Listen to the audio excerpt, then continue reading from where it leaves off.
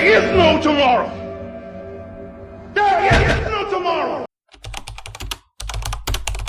Maybe what's missing in your life isn't more time or more talent. Maybe it's just focus. Not that forced effort of trying to do everything, but the clear decision to choose a direction and follow it. Most people don't fail for lack of ability. They fail because they lose their way. They swap what matters for fleeting distractions. They abandon solid plans for empty moments. In a world that vies for your attention all the time, staying focused has become a superpower, and those who don't cultivate it live by reacting to what comes along. Focus is when you close the door on the noise and start listening to what really needs to be done.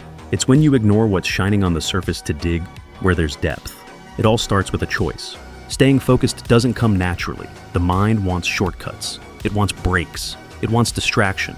And the world offers it all so easily. All it takes is a touch, a click, a swipe of the finger. And there goes your concentration, as if it had never existed. The problem is that the relief that distraction brings is short-lived. But the price lasts much longer. Focus requires small sacrifices. It's knowing what to ignore. It's building an environment that helps rather than sabotages. It's waking up and not opening your cell phone. It's sitting down and getting started even if you don't feel like it. Because over time, the body learns that it's time to act. There's no room for negotiation, but there's no point in effort without direction. If you don't know what you want, anything will do, and anything goes nowhere. That's why clarity comes first. Ask yourself, what will really make a difference now? Choose that. Focus on that. The rest can wait. You don't have to deal with everything. You need to take care of what matters. And that often means giving up comfort, pleasant distractions, even some company. Sometimes focus sounds like loneliness, but actually it's just silence. The same silence where great ideas take shape. Those who build something great are rarely everywhere. These people even seem obsessed. But what many call obsession is perhaps just clarity. Clarity of what must be done. Clarity of what is worthwhile. And yes, choosing takes courage, because by saying yes to one path, you're saying no to all the others. But that's the basis of focus, limiting options to strengthen impact. And those who avoid this choice often find themselves bogged down in tasks that lead nowhere. Focus is not a rush, it's intention, it's acting with purpose, and that completely changes the way you use your time, your mind, and your energy. Focus is also patience. Not everything will happen at your speed. Some achievements take time, and those who give up in the middle won't see the result. Focus is knowing that each step, however small it may seem, is bringing you closer to what matters. It's trusting in the process even when it seems too slow. Another point is to protect your focus. Sometimes the people closest to you distract you the most. Opinions that distract, criticism that demotivates, advice that confuses. Learning to shield your focus is essential. Not everyone will understand your path, and that's fine. Just don't let that throw you off course. Focus also requires energy. And energy doesn't just come from motivation, it comes from habits. Sleeping well, eating consciously, exercising. A body without energy can't sustain focus, no matter how much the mind wants it to. That's why taking care of your body means taking care of your ability to keep your mind steady.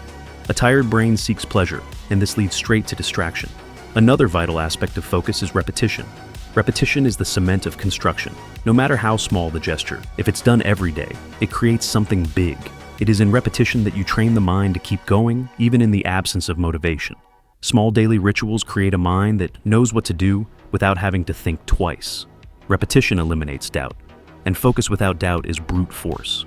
What's more, focus is presence. It's being wholeheartedly involved in what you're doing.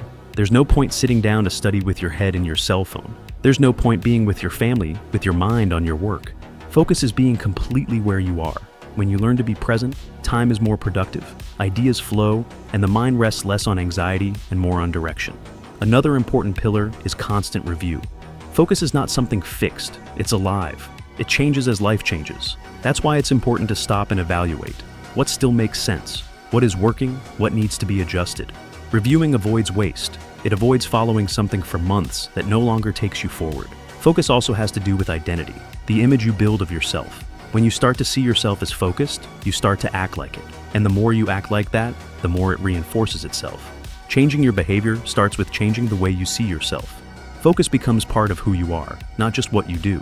And finally, remember, focus is not rigidity, it's flexibility with awareness. It's knowing when to adapt without losing your way. It's adjusting your route without abandoning your destination. Because life changes, plans evolve, and those who focus wisely know when to accelerate, when to take a breath, and when to redirect, but never to stop. Focus comes at a cost. It makes you uncomfortable, demands constancy, and challenges your limits. But the return is freedom. Freedom to stop running in circles, to no longer depend on excitement, the knowledge that you are in control. You can continue between endless beginnings, between desires that evaporate, between plans that never materialize. Or you can today, with what you have, make the choice to sustain a single path and go all the way. Because it's not those who try everything who win. It's those who commit to something until it becomes inevitable. In the end, focus is a form of respect for yourself, for your plans, for the life you say you want. And the question is, how long will you treat this as optional?